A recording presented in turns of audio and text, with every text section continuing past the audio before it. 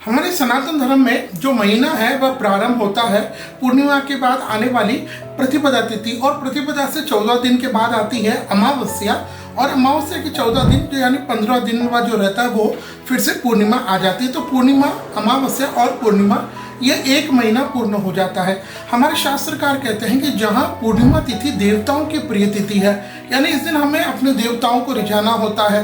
देवताओं की आपको पता है काफ़ी लोग सत्यनारायण भगवान का व्रत करते हैं, इस दिन कथा करते हैं, दान पुण्य आदि करते हैं। तो जहाँ हम लोग ये कहते हैं कि पूर्णिमा तिथि देवताओं की प्रिय तिथि है, तो क्या आप जानते हैं यह जो अमावस्या तिथि आती है यानी प्रतिपदा के 14 दिन के बाद 15वां दिन जो आता है, यह अमावस्या हमारे पितरों का सबसे प्रिय दिन है। जहाँ हम कहते हैं कि भाई हाँ, इस व्यक्ति के ऊपर उसके इष्ट की कृपा है, इस व्यक्ति के ऊपर उस भगवान की कृपा है, बिल्कुल है। लेकिन जब तक हमारे ऊपर, हमारे परिवार के ऊपर, हमारे घर के जो देवी देवता होते हैं, पितृ देवता होते हैं, एंसेस्टर्स होते हैं, इनकी कृपा जब तक हमारे ऊपर नहीं होती, मैंने ऐसे बहुत से घर में देखा है कि उनके घर में 4 साल, 5 साल, 8-8 साल कोई मंगल कार्य होता नहीं, विवाह जैसा है, किसी की कोई गाड़ी खरीदना है, नया मकान खरीदना है, ये सारे कार्य होते ही नहीं हैं। तो इसका एक प्रमुख जो कारण मैंने पाया वो हो सकता है कि उनके घर में उनके पितृ देवता रुष्ट हो जाते हैं। क्योंकि देखिए, मान लीजिए अगर आपके इष्ट हनुमान जी है तो हनुमान जी की पूजा आप करेंगे, नहीं करेंगे तो मैं कर लूँगा। मान लीजिए अगर आपके इष्ट महादेव है तो महादेव की पूजा आप करेंगे, आप व्यस्त है नहीं कर पाएंगे तो आपको पड़ोसी कर लेगा। लेकिन आपके घर के जो पितृ हैं, आपके घर के जो एंसेस्टर्स है, देवी देवता है, उनकी पूजा को भला मैं या थर्ड पर्सन क्यों करेगा, उनको तो आपको ही करना है।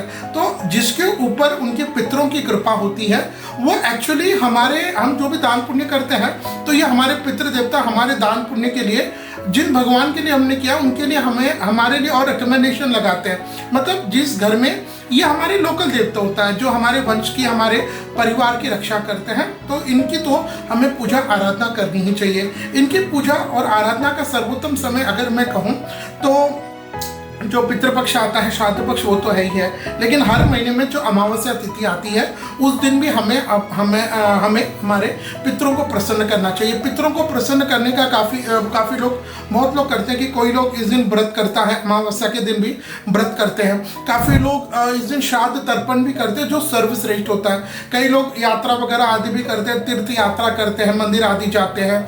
और मैंने तो ऐसे भी देखा है कि बहुत लोग इस दिन अपना ब्राह्मणों को, उनके घर के आसपास कोई पंडित जी ब्राह्मण होते हैं तो उनको भी दूध पिलाते हैं, उनको भी दान पुण्य देकर के प्रसन्न रखते हैं, क्योंकि पंडित जी लोग भी प्रसन्न होने पर पितृ देवता प्रसन्न हो जाते हैं। लेकिन ये सब अच्छे, लेकिन एक जो मैं कहूँगा कि अमावस्या वाले दिन अगर आपको भी लगता है कि आपकी कुंडली में पितृदोष है, आपके यहाँ पर कोई नया मंगल कार्य नहीं हो रहा, तो I would highly recommend you कि आप अपने घर के आसपास कहीं कोई धाम है, कोई तीर्थ है, यानी जल का क्षेत्र है, वहाँ आप जाइए, वहाँ आप दान पुण्य कीजिएगा और वहाँ के लोकल अच्छे पंडित जी को पकड़ करके आप अपने पितरों के लिए श्राद्ध तर्पण अवश्य कीजिएगा। श्राद्ध तर्पण जब हम करते हैं वो एक्चुअली उनको भोजन के रूप में प्राप्त होता है, बाकी हम दान पुण्य तो करें ही।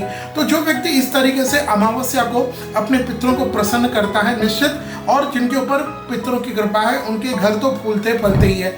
आज इस वीडियो में बात करेंगे साल 2026 में यह वैशाख के महीने में कृष्ण पक्ष में आने वाली अमावस्या कब रहेगी, और इस दिन यह कब प्रारंभ है, कब समाप्त है, इसको हम समझेंगे। फिर क्या देव कार्य यानी देवताओं के लिए जो हम करते हैं वो अमावस्या अलग दिन आएगी, और पितृ कार्य यानी पितरों के लिए जो हम अमावस्या मानते हैं क्या वो अलग दिन आएगी, इसको हम समझेंगे। और फिर इस बार आपको विशेष क्या करना है वो भी हम बात करेंगे। तो सबसे पहले हम समझ लेते हैं कि आखिर अमावस्या तिथि प्रारंभ कब होगी और समाप्त कब होगी।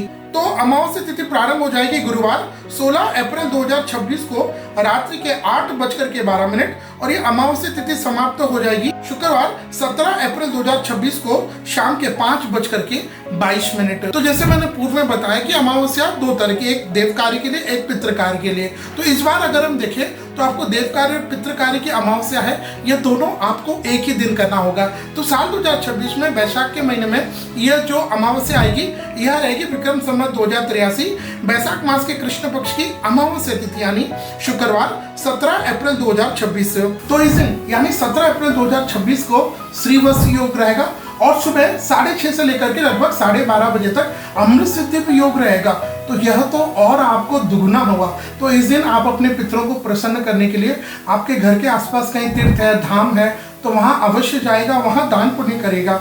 दान पुण्य करते समय आप अपने पितरों का नाम गोत्र अवश्य लीजिएगा ताकि इसका फल उनको मिले। और फिर इस दिन क्योंकि अमृत सिद्धि योग है, श्रीवत्स योग भी है, तो आपको दान पुण्य तो अवश्य करना ही चाहिए।